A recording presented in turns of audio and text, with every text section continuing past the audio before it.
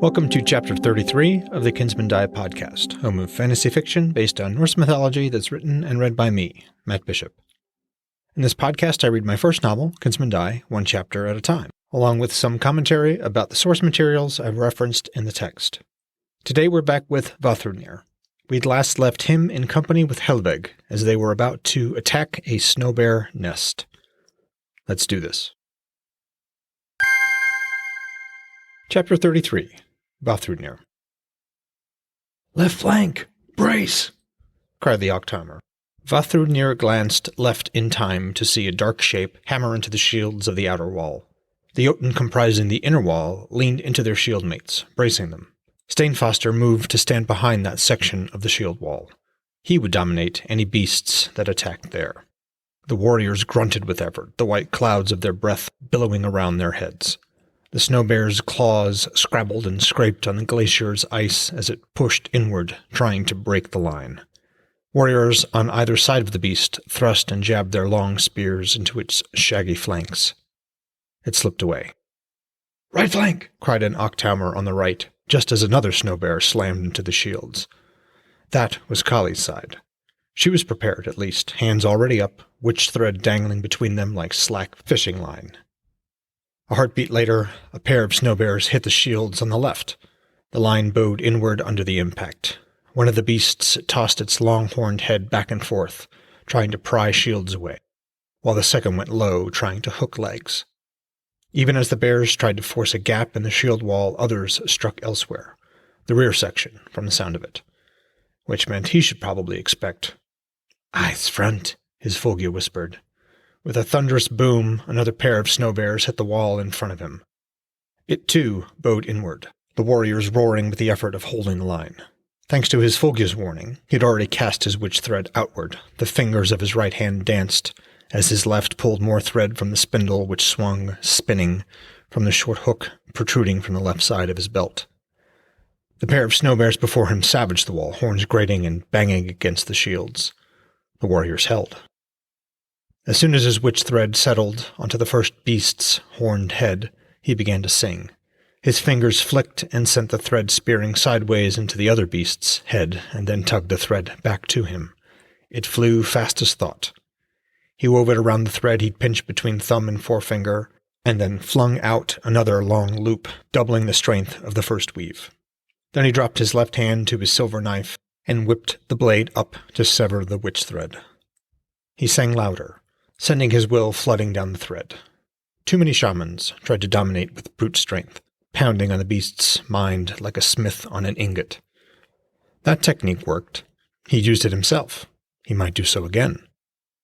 It was quicker than the seductive method he'd come to prefer, and it took more effort. His approach was a lullaby. Slower, but he wouldn't have to throw loop after loop of witch thread.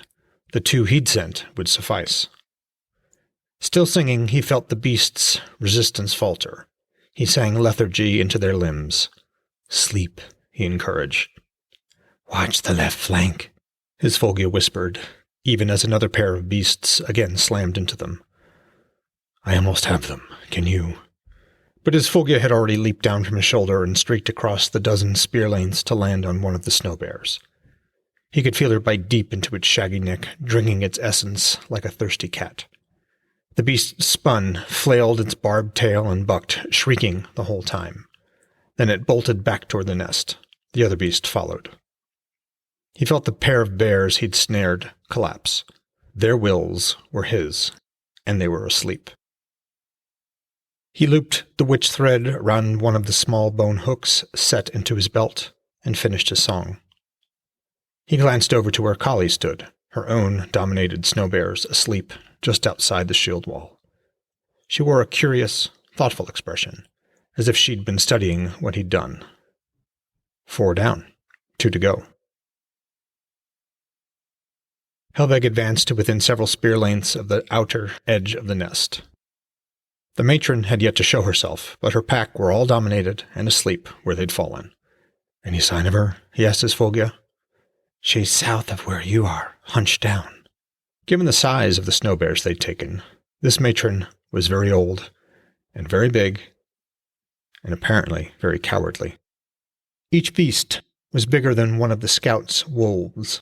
But where the wolves were rangy, the thick-furred snow bears were bulky with powerful limbs ending in wickedly hooked claws. Their heads were topped with black-tipped horns that curled down to project on either side of their broad, heavy-jawed snouts. Bony plates ran down their backs. Some had club tails, some had tails with barbs.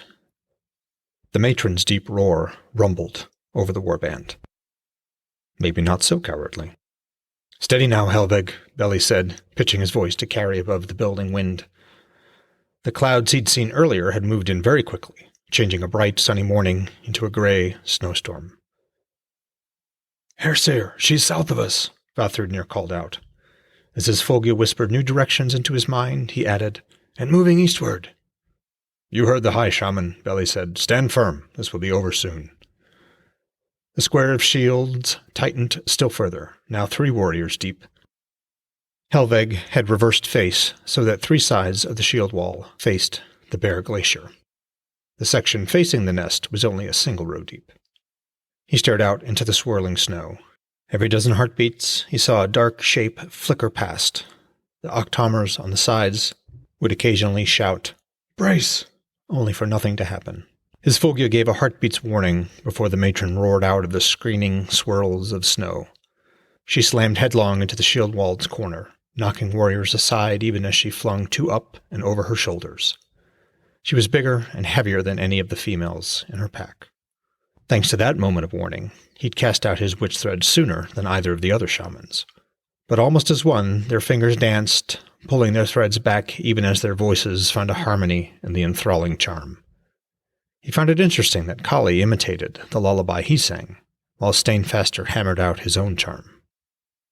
The matron slid to a halt, snow and ice fountaining up around her massive, clawed feet. With a roar he felt in his belly, she tossed her head back and forth in an attempt to sever the unseen lines of magic with her black-tipped horns. Snowbear horns were prized for their ability to disrupt sorcery. During the first war with the Aesir, the Jotun had made snowbear horns into bone blades that could kill a bearsark where sky metal could not. The matron abruptly changed direction and charged Stainfaster. The man dove aside, losing hold of his witch thread in the process. Before he'd even pushed himself up, the matron's clubbed tail came around like a ship's boom and slammed into his chest. He flew a dozen spear lengths, skidded bonelessly across the ice, and lay still. Fimbleful leaped onto the matron's back. She had taken the shape of a long-toothed cat from the southern plains. Kali ran right, widening the angle between herself and Vafthrudnir. He cast out another quick loop of glistening witch thread. Fimbleful bit into the matron's neck. She bellowed and twisted, but Vafthrudnir went the opposite way to Kali, further opening the angle. He sent another loop as well, making his song more commanding. Lulling would work, but this beast might well snap the threads first. Kali tugged and hammered at the matron with her song, and the matron staggered. The reaction should have been impossible given their relative sizes, but the Sather bound the matron's spirit more powerfully than her body. Vafthrudnir went with the matron's stagger, but then tugged just before the matron tried to charge Kali. Massive cords of muscle rippled beneath her densely furred hide, and the matron staggered back toward him. Kali threw another loop and sang louder. Then she tugged as he had done, and the matron's huge head snapped downward. He tightened his own loops of witch thread, his own song now a hammering, and stepped closer, taking up slack while also tugging downward. The matron tried to rear, heavy shoulders bulging, but he and Kali leaned into their threads, straining, and kept her down.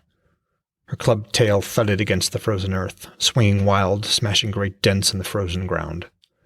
He and Kali took turns stepping in and taking up slack, their voices pounding the air like surf. Close now, an arm's length away, the matron could have gutted either of them with a flick of her head. But then Kali laid her hand on the matron's head. Fimbleful opened her jaws and stepped back, licking insubstantial lips with an equally insubstantial tongue. Vafthrudnir put his own hand on the matron's bony skull a moment later. Each of them made 3 quick, looping gestures above the matron's head. Her neck went limp, and they stepped back. He met Kali's eyes, the blue ice glare fading from them, just as a similar gleam no doubt faded from his own. He nodded once to her, then turned to the Herseer. "It is done." Well, folks, that was Chapter 33 of Kinsmen Die. I hope you enjoyed it. We were with Vafthrûdnir as he and his fellow shamans, along with Helveg, successfully dominated a pack of snow bears. As with last episode, there wasn't too much going on myth-wise this week. The shaman used Seidr, one form of magic in Norse myth and in my own world. It is characterized by the use of witch thread, which is my invention, and that is sent out and brought back to the shaman, forming a loop, basically a circuit, between the shaman and the object he or she is working their will upon. I modeled Seidr on weaving and spinning, which has some basis in myth, but more on that in a future chapter. Next week, we're back with Odin. Before then, if you have the time and the inclination, please take a few moments to rate and/or review the podcast. That provides valuable feedback for me and helps boost the show's visibility, as does sharing it. And if you're so inclined, please shoot me an email at mattbishopwrites@gmail.com. I'd love to hear from you.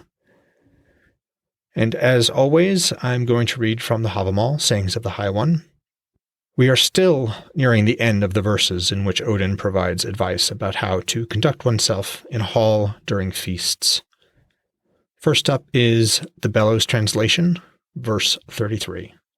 Oft should one make an early meal, nor fasting come to the feast. Else he sits and chews as if he would choke, and little is able to ask. Larrington, verse 33. An early meal a man should usually eat, unless he is visiting friends. He sits and gazes round hungrily, acts as if he's starving, and doesn't make conversation. Thanks for listening.